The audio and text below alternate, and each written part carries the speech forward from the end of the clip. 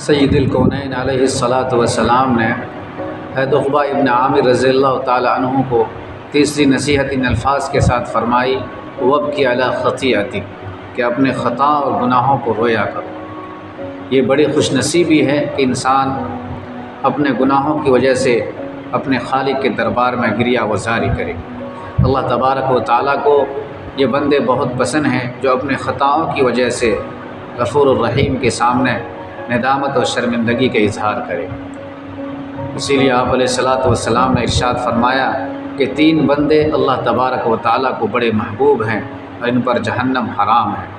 Number 1 وہ شخص جن کی آنکھیں اللہ تبارک و تعالیٰ کے راستے میں شہید کر دی گئی ہو۔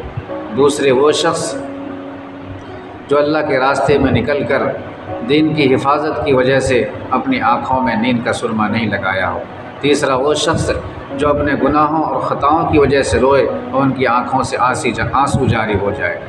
نیز آپ علیہ الصلاۃ والسلام نے یہ بھی ارشاد فرمایا کہ 2 آدمی ایسے ہیں جن پر جہنم حرام ہے اور ایک آدمی ایسا ہے جس پر جنت الفردوس حرام ہے۔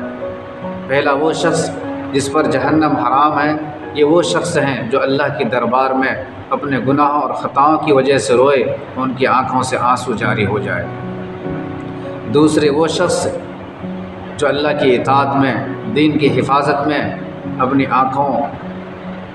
آنکھوں کو دین سے محروم رکھا۔ اور ایک وہ شخص جن پر جنت الفردوس حرام ہے، یہ وہ شخص ہے جو حب دنیا کی وجہ سے روتا ہے، مال و دولت کی محبت میں روتا ہے اور آخرت کو بھلا دیتا ہے۔ نیز آپ علیہ الصلاۃ والسلام نے بڑی وضاحت کے ساتھ ارشاد فرمایا کہ جو شخص اللہ تبارک و تعالیٰ کی خوف کی وجہ سے رویا ہے، وہ شخص کبھی بھی جہنم میں نہیں جا سکتا۔ یہ سب کو معلوم ہے کہ مادہ جانور کے تھن سے دودھ نکلنے کے بعد واپس دودھ کو اس میں ڈالنا یہ ناممکن ہے۔ تو آپ علیہ الصلاۃ والسلام نے ارشاد فرمایا کہ دودھ کو واپس تھن میں ڈالنا یہ ممکن تو ہو سکتا ہے، لیکن جو شخص اللہ کی خوف کی وجہ سے روتا ہے وہ شخص کبھی بھی جہنم میں داخل نہیں ہو سکتا۔ اس شخص کا جہنم میں جانا ناممکن ہے۔ نیز یہ بھی ارشاد فرمایا کہ اللہ کے راستے کا غبار اور جہنم کا دھواں ایک جگہ جمع نہیں ہو سکتا۔